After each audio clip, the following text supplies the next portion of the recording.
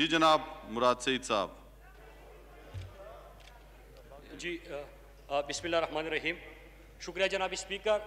जनाब स्पीकर, अभी साबिक वज़ीर-ए-आज़म साहब ने गुफ्तगू की और उनकी बहुत सारी बातों से इत्तिफाक करते हैं कि यहाँ पे कोई भी इशू उठाया जाता है, अगर हुकूमत से सवाल होता है तो हुकूमत का फ़र्ज़ है, ये किसी के ऊपर एहसान नहीं होता, किसी की वज़ारत के हवाले से भी सवाल हो जाए तो उसके तमाम तफसीलात और डेटा जो है वो इस ऐवान के सामने रखना चाहिए।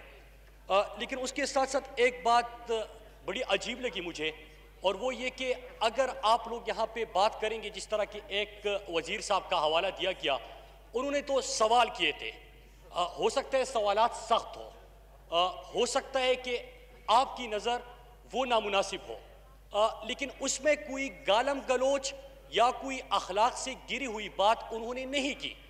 लेकिन उसका अगर ये एक सीनियर रहनुमा की तरफ से ये जवाब आएगा कि क्या आप लोग अपनी लीडरान को ज़बरदस्ती चाहते कि उनके लिए गालम गलोच के अल्फाज इस्तेमाल हो, तो मेरे ख्याल से ये नामुनासिब होगा। हर किसी का यहाँ पे हक है कि वो बात करे, अवामी इशूज़ इस ऐवान के अंदर लेके आए, लेकिन कोई भी, चाहे ट्रेजरी बेंचेस हो चाहे अपोजिशन के बेंचेस हो, किसी को ये हक नहीं पहुँचता कि वो अखलाक से गिरी हुई जो है बातें करे, गालम गलोच दे। स्पीकर साहब, एक इशू मैं भी इस ऐवान के सामने रखना चाहता हूँ। कई दिनों से पाकिस्तान के अंदर एक बहस शुरू हो चुकी है। बहस क्या है कि जो सिंध हुकूमत की तरफ से JIT है वो ठीक है, या अली ज़ैदी की तरफ से जो JIT कौम के सामने रखी गई और उसके ऊपर मीडिया के अंदर भी बड़ी बहस हुई, वो JIT ठीक है।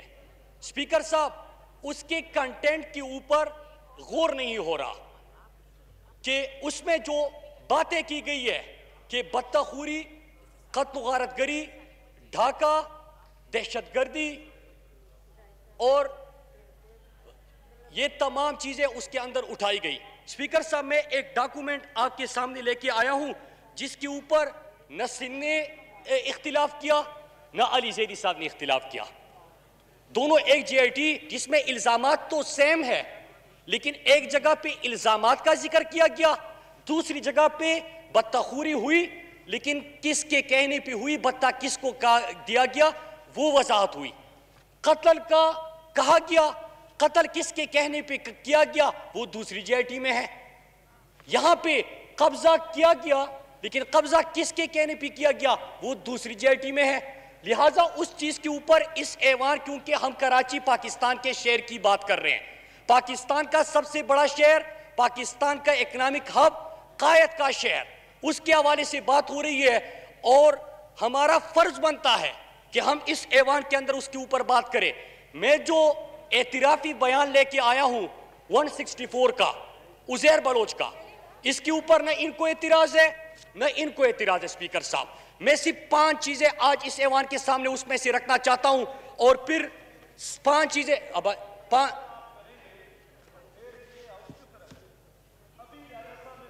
नहीं तो मैंने कौन सी गाली दी है? उसने तो कोई इस तरह की बात नहीं की है, अभी कोई भी बात इस तरह की नहीं की है। अभी आप उसको बोलने नहीं दें, ये तो सही नहीं है। स्पीकर साहब, मैं जब ये 164 का एतराफी स्पीकर साहब, मेरी इतनी गुजारिश है कि मैं सिर्फ 5 पॉइंट्स इसमें से उठा रहा हूं और मैं उनको 2 घंटे के लिए भी सुनने के लिए तैयार हूं। ये सिर्फ 5 सवालात उठने दे, बाकी मैं 2 घंटे भी उनको सुन लूंगा सर। स्पीकर साहब, जब मैं ये एतराफी बयान देख रहा था तो मुझे इसी पार्लियामेंट में मैंने एक शेर जब हम अपोजिशन में थे, मुझे वो याद आ गया कि लगाकर गाद सरहद पर मियां बेजार बैठे थे, लगाकर गाद सरहद पर मियां बेजार बैठे थे, बड़े ही जब्त के माहिर बड़े फनकार बैठे थे।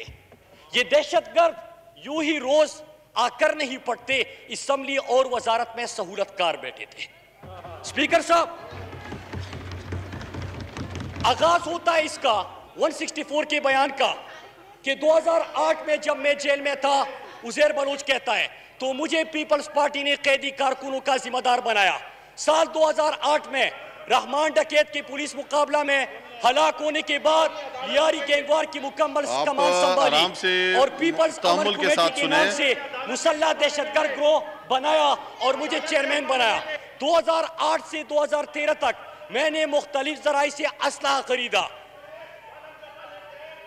पुलिस मुकाबले, अगवा बराए तवान, कत्ल गारतगरी, थानों पर हमले, सियासी जलसों और हड़तालों को कामयाब बनाने के लिए मैंने ताकत का मुजाहिरा किया। पीपल्स पार्टी के कहने पे लियारी के इलाके में अपनी मर्जी की पुलिस अफसरान लगाए। पूरा मौका दिया, किसी ने कोई नहीं बोला, आप भी दरमियान में ना जुए बोले। के अड्डों की सरपरस्ती की, बत्ता उसूलों के लिए मुसल्ला ग्रुप बनाए जो कि बत्ता उसूल करते थे।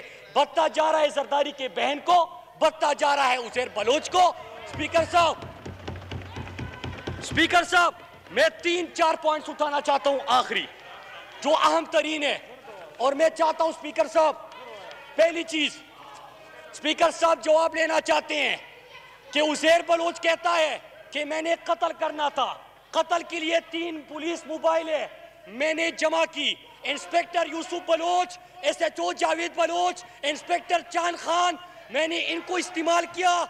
बंदे अगवा किए, पुलिस मोबाइल इस्तेमाल किया, सरतन से जुदा किया, उसके ऊपर फुटबॉल खेला, उसकी वीडियो बनाई, लाशों को आग लगाई। सरपरस्ती आपकी।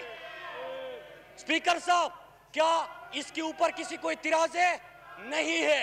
वीडियो बनाई गई, रिकॉर्ड 164 का बयान है। आप बैठ जाएं, आप अपनी निशस्त पे बैठ जाएं। मौका दे मौका दे रहे सर। स्पीकर साहब, अल्लाह ने इतना बड़ा दिल दिया है स्पीकर साहब कि 5 घंटे भी गुफ्तगू करे मैं नजरें मिला के सुन सकता हूं।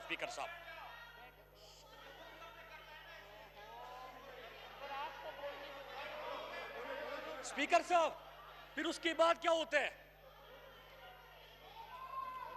मौका दिया है, पूरा मौका दिया आपको।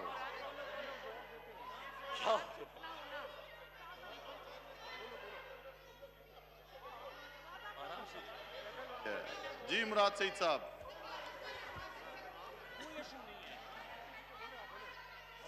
उनको दिया पूरा, किसी ने दरमियान में नहीं बोला। स्पीकर साहब, फिर उसके बाद कहते हैं मैंने सेनेटर यूसुफ बलोच के कहने पर 500 से ज्यादा नौकरियां जराइम पेशा अपराध में तकसीम की। स्पीकर साहब, आगे कहते कि मैंने अवैस मुजफ्फर टप्पी को आसिफ जरदारी के लिए 14 शुगर मिलों पर कब्जे में मदद के लिए इस्तेमाल किया। फिर आगे कहते हैं कि मैंने अपने गिरोह के 15-20 लड़के आसिफ जरदारी के कहने पर बिलावल हाउस में भेजे, जिन्होंने बिलावल हाउस की गर्दनवा में लोगों को हरासा किया और 40 घर खाली करवाए। स्पीकर साहब,